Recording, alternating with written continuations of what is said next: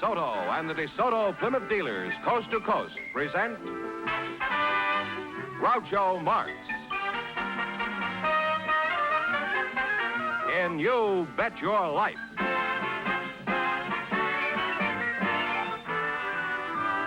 Groucho sent me to see the new DeSoto.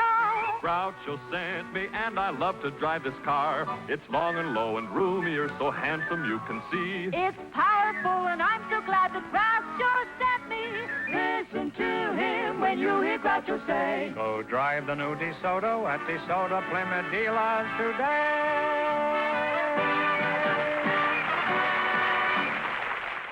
And now, here he is, the one, the only... I thought he went out with the old year. Oh, that's me.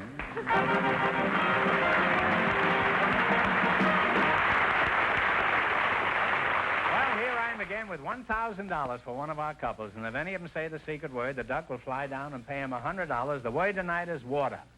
Okay, Donald, scram. Go ahead with this thing, George. All right, Groucho, we have a young married couple for you. Me? Well... You mean for each other? Yes, the young married couple are Sergeant and Mrs. Sylvester Nelson. Folks, would you come in, please, and meet Groucho Marx? Welcome for the DeSoto Plymouth dealer. Say the secret word, and you'll take home an extra $100.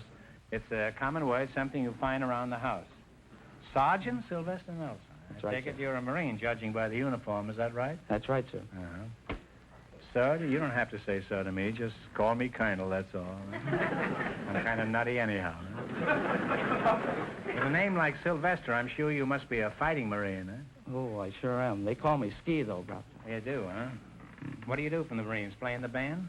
No, I'm a staff sergeant of machine gun platoon. Machine gun? In that case, sir, you can call me Groucho, huh? Now, Mrs. Nelson, that's you, huh? What is your first name? My first name is Colette. Colette, oh, French, hein? Parlez-vous français? Oui, oui. Oh. By the way, est-ce que vous avez vu de jolies filles à Paris pendant votre tour? I can. I'm going fishing in the morning. Whereabouts in France do you call home, Colette? Well, I was born in Angoulême, but brought up in You were Bordeaux. born where? Angoulême. Angoulême? Oui. Oui. No, I mean just you. I don't know where he's born. I'll ask him later. Well, Colette, now that you're in America, what do you think of us and our ways? Did you find us confusing when you first came here? Oh, oui, sometimes. But I think my worst experience was on a train ride from New York to Wisconsin, Green Bay, Wisconsin. Where'd you go, to Green Bay? Oui. I was expecting my first baby, and I was traveling with Fifi, Who's Fifi? my French poodle. Wasn't Fifi a comfort to you on the train? Poor saying no, she was pregnant too.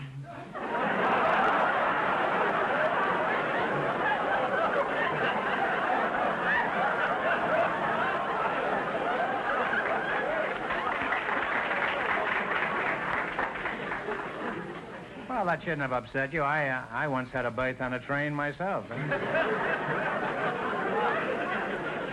That's a pretty old joke, Colette, what I just said. Don't you think it's funny? I had a berth on a train. Which joke? Didn't you hear the joke? I said, don't let it upset you. I once had a berth on a train. I had upper 8. I don't understand. Well, I don't think I can explain it to you. Sylvester, why don't you explain it to her? Huh? Well, he was going to have a birth on the train. He had a birth. He was going to sleep. But you were going to give birth to a baby. And Okay. hips are all... Explain the rest of it later, Sergeant. Ah. You know, in 40 years in show business, this is the lowest I've ever sunk. When one contestant has to explain my jokes to another. That's done for you.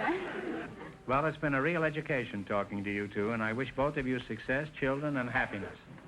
Here. And if you ever see Fifi again, give my love. Oh, she has got 7 pups lately. Well, give the whole 8 of them my love.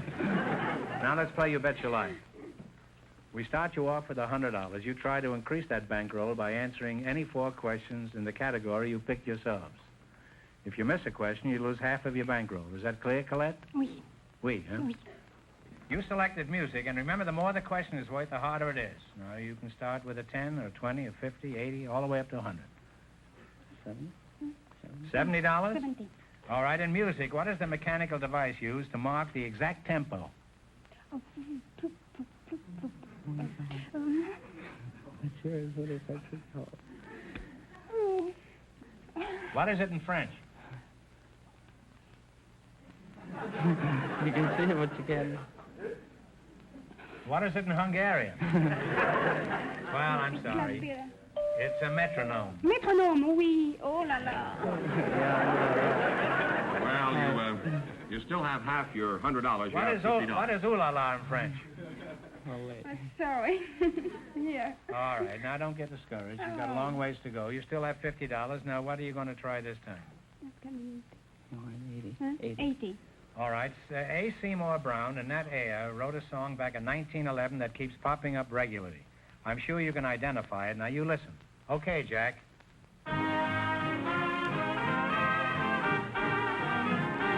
Beautiful doll? Oh, you beautiful doll is right.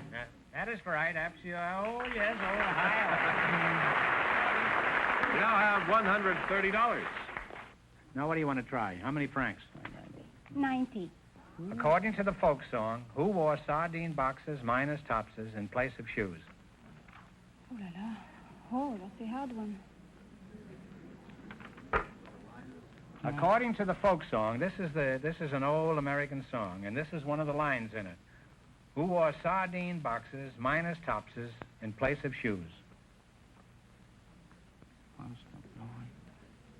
Do you know, George? Yes, I think I do. Tell it to him. Clementine? My darling Clementine, that's right. You win $50, George. But unfortunately, you lost half your $130. You now have $65. All right, now here's your last chance to beat the other couples, and don't be discouraged. 100? That's the hard one. All right. There you Huh? The bigger the money, the harder the question, you know. Well, we're not- I don't want to not alarm good. you. 100. Go ahead. 100. What was the first name of the great Austrian composer, Mozart? What was his first name? Oh, I should know it.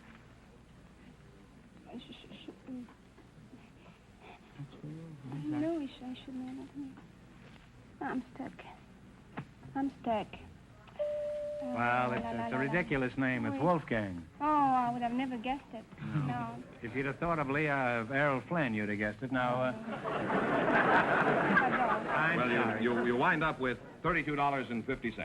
Thanks and good luck from the DeSoto Plymouth dealers. Sorry you didn't win more.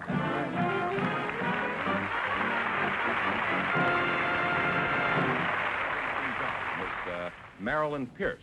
Her partner is a special guest, one of the best-known names in the world of golf, Mr. Jim Ferrier. Folks, would you come in, please, and meet Groucho Marx. Welcome to You Bet Your Life. Say the secret word and divide $100. It's a common word, something you find around the house. Jim Ferrier, eh? Put it there, Jim. Glad to meet you. I'll get around to you in a minute, Jim. You practice your backswing, and I'll practice my approach. Let's see, you're Marilyn Pierce? Where's your home originally, Marilyn? Newport, Rhode Island. Newport. Oh, that's a pretty swanky place. I was thrown out of a hotel there. Did you have a job back in Newport? No, not Newport. I moved to Boston at an early age. Oh, Boston, And I was huh? a model there. A model? Mm-hmm. Well, are you still a model? No, not anymore. I found that it wasn't intellectually stimulating. Well, some of my best friends are models. You could still be a model and have intellectual satisfaction. You could be a cover girl for the National Geographic. Well, it wasn't much of a challenge. What sort of work do you do now, Marilyn? I'm a dog trainer. A dog trainer. Yes. And that gives you intellectual satisfaction? Oh, yes. Why is that? When a dog digs up a bone, does he tell you it comes from a dinosaur or something? No, but breaking the language barrier between a dog and a human being is really an accomplishment. Yes, it certainly is. After all, some human I beings... find it much simpler to kick them. Just four-legged dogs, is those the only ones you concentrate on? Yes. What about an old cocker spaniel? You wouldn't be... Let's talk about your work as a dog trainer. That sounds very interesting and most unusual for a young, attractive girl. Where do you train them? Well, I train dogs at their own homes. I go to the home and train the owner. You train the owner? Yes. What does he do? Get on his hands and knees and run around the room? No, not quite. I I train the dog and show the owner how to manipulate the leash and the correct commands to give to the dog. Uh-huh.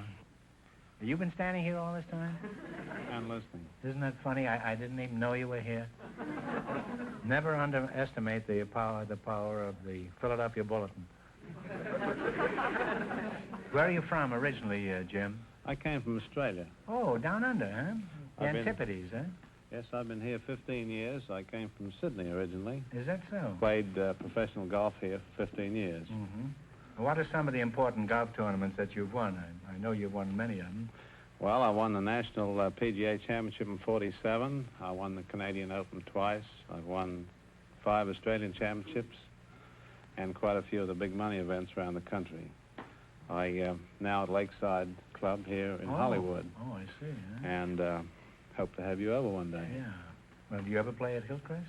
Oh, yes. Matter of fact, playing there next week. Oh, tournament, huh? No, just a little friendly game. If you have a loose dollar or two. I have a loose dollar, but I haven't got a loose moment for them. I play golf, too, you know. What is your handicap, Jim? Well, as a pro, I don't have a handicap. Well, congratulations. How is it a tall, handsome man like you isn't married? Oh, I'm married. I have a wife. You just said you didn't have a handicap. Well, I don't... Haven't you got the same handicap that 50 million other men have? Well, I don't consider my wife a handicap. No, you had a bad lie, Jim, but you recovered very nicely. Well, I'd like to go on talking to you two, but it's time to play You Bet Your Life. In the race for the $1,000, the first couple won $32.50, and the secret word is water. Now, you select the general information quiz, and remember, the more the question is worth, the harder it is.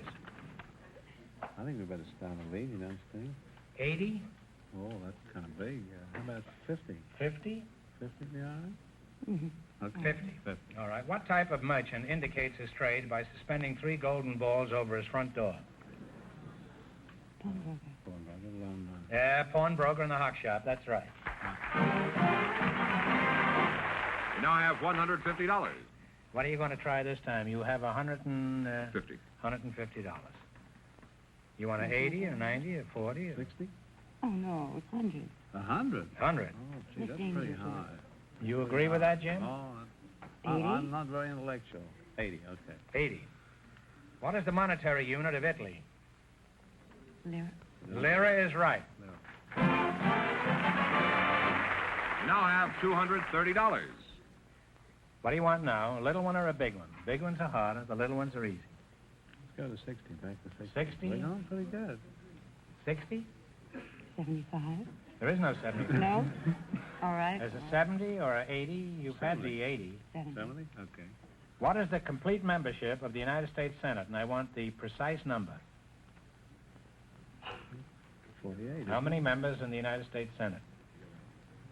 I think it's more than No, that. wait a minute. 48. Let's see, no, 96, I believe it is. 96? 96 is right, huh? You now have $300. What are you going to go for? 60? What? Going 60 pretty or good. 60? Yeah. 60, ma'am? Can we go up? Don't look at me with those big black eyes. Oh, I think 60 would be safe. I'm Scotch, you know. Well, I am, too, but I'm living dangerously. All right, 60? All right. How many justices are there on the Supreme Court? And I want the exact number. It must be 12. I believe. One answer. I don't know. I would say 12. 12. No, I'm sorry. It's 9, Jim. Well, you it is lost pretty half good. your $300. You wind up with $150. Well, thanks and good luck from the DeSoto Plymouth dealers. Sorry you didn't win the last one.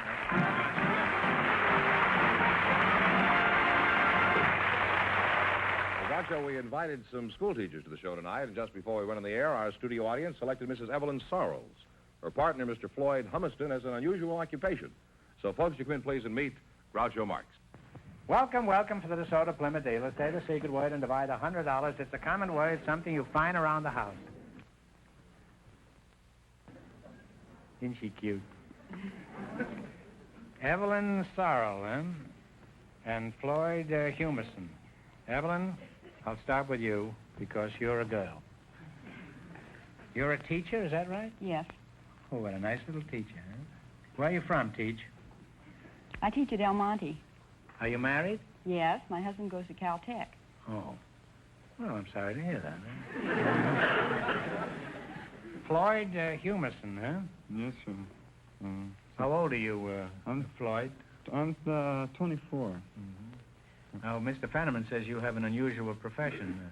What do you do, Floyd? Well, With a name like Floyd Humerson, I should guess you're a flute player with a Philharmonic. What do you do? Well, I train lions, Groucho. What was that? I train lions. You mean the van and storage company? No, the kind that eat meat. How long you been doing this kind of work, Floyd? About half an hour? No. People say anything to get on this show. Trains lines. He probably sells pencil sharpeners or something. I could use one. My head has been coming to a point lately. Well, my father was a lion trainer, and so I've been at it since I've been about 8 years old. What did you do? Did you start training mice first when you were a kid? Yeah, well, no, just being around them. You say your father was a lion tamer? Yeah. What happened? Did he collect his severance pay? No, he's retired. He's in the termite business now.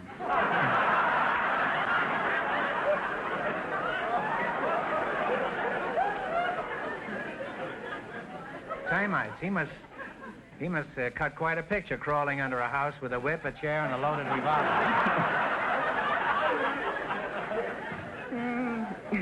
Where did he find these termites? On the line? Well, I don't actually know. I've been worked with him a little bit, but was your mother in the animal training business too? No, she was an aerialist with the circus. Flying in the air? Yes. Mm-hmm. Well, that sounds like a typical American family, doesn't it? He trains lions, his father chases termites, and his mother swings in the air. That's what you call the ideal American home. Must be very restful around there around dinner time. Did you have any brothers and sisters, or did the lion do away with them? Yeah, I have a half sister, Groucho. You have a half sister? Yeah. You mean you keep the lion in the house? I used to, yes. Well, a half a sister's better than none, I guess. Which half you got, do you remember? Well, Floyd, Floyd, you chew on a hunk of raw meat for a minute while I engage this beautiful teacher here in repartee. How old are you, Evelyn? 24. 24. How long have you been teaching school? I'm starting on my second year. Really? Huh? Well, aren't the children distracted when you walk in the schoolroom? No, I teach girls. Oh. Well, what do you teach these girls? I teach homemaking. Homemaking. What's that, carpentry and things like that? No, among other things, it's cooking and sewing. You mean you're the one who teaches these modern girls how to cook, eh? You're a worse menace than smart. Floyd, let's get back to your lions. Do you own any yourself? Yes, I do, Groucho. I have a lion named Fearless Fagin. Fearless Fosdick? No, Fearless Fagin. Where's Fearless Fagin now? Well, he's at home. I see. Is he pretty friendly around the house? Oh, yes, he's very friendly. He lives in the house, and he used to sleep in bed with me. What happened? No, my wife didn't like it.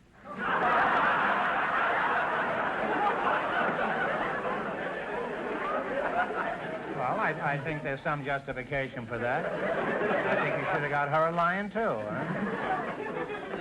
Now, where do you keep Fearless Fosdick now? Well, I keep him up in Thousand Oaks, and we have a lot of animal compounds and one thing and another up there. And so... You keep him in a tree, you say? No, in the house. You said in the Thousand Oaks. Oh, well, it has Thousand Oaks, supposedly. Unless you might have cut one down. Well, what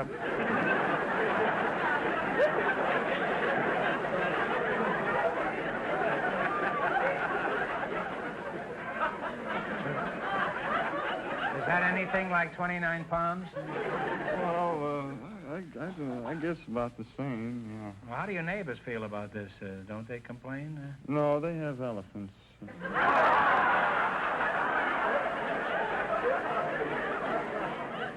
Well, that I can understand. Having an elephant in the house is logical, but having a lion, that's ridiculous. Yeah. You must live a rather interesting life, Floyd, with a lion in the house. What do people say when they ring the doorbell and the lion answers? Oh, well, not too long ago, why, we have the Dutch doors in our house, you know, the kind that open up one at a time. And so... What do you mean, open up? Well, you know, it's kind of used to have in barns, you know, where they sawed them in half, you know, where the bottom part opens up and then the top part opens up. This is like your half-sister, huh? Well, anyway, so this Fuller Brushman, he came up to sell me some brushes, and so I was talking to him, and so Fagin stuck his head out over the door and top of the door, and so I still have the man's brushes and briefcase.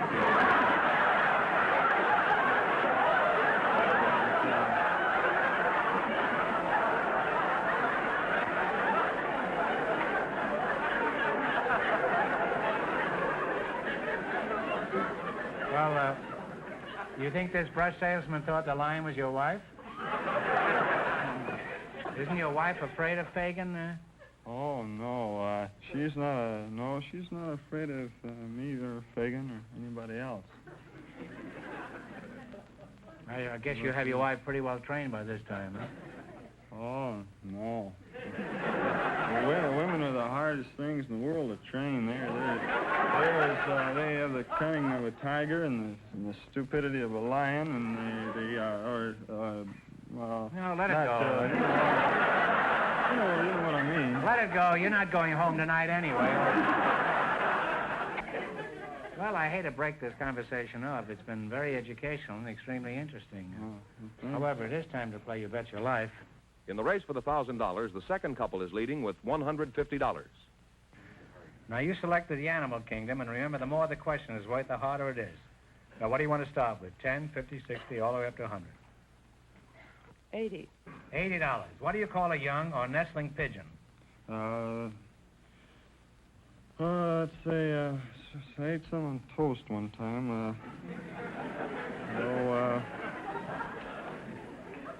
I hope they agreed with you. Squab. Squab is right, yeah. Yes. You have $180. Now, what are you going to go for? 90. 90. What kind of an animal is a Flemish giant? Flemish giant. That's a fowl, if I'm not mistaken. Flemish giant. Let's see. Guess. If you don't know. Well, I'm sorry. It's a rabbit. Oh. Yeah, well, that's a shame. You lost half your $180. You have $90. All right. Now, what are you going to go for? 70. 70. What do you call the rodents that live in colonies on our American plains? They have a bark resembling that of a dog. That is your, a prairie dog. That's right. A prairie dog is right. You now have $160. And here's your last chance to beat the other couples. What are you going to go for? 60. What? 60? 60. What are teals, golden eyes, and canvasbacks? Eels, gold eye, and they're ducks. That's right. Ducks is right. And you wind up with $220. Thanks, and good luck to the DeSoto Plymouth dealers. Thank you.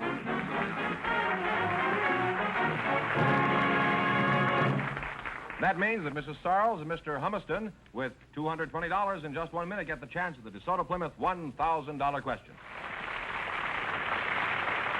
Sarles and Mr. Humiston all set for the DeSoto Plymouth $1,000 question. All right, here we Thank go you. for $1,000. I'll give you 15 seconds to decide on a single answer between you. Think carefully, and please no help from the audience.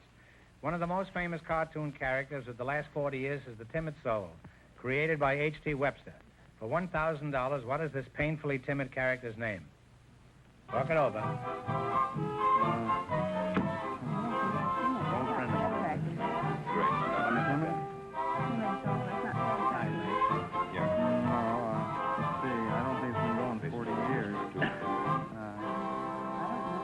All right, right, what is the answer you two have decided upon?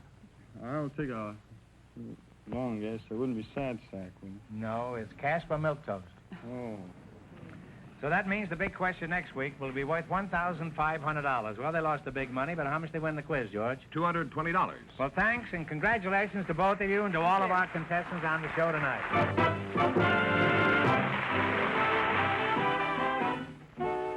Friends, go in to see your DeSoto Plymouth dealer tomorrow. And when you do, tell him Groucho sent you.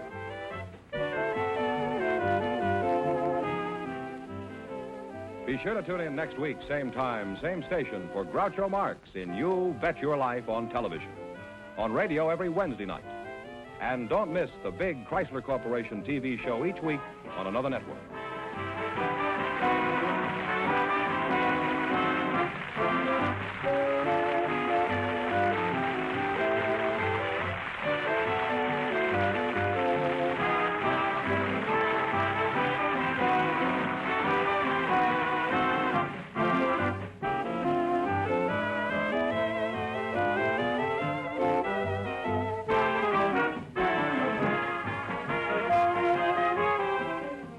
This is George Fenneman signing off with a message from the National Safety Council.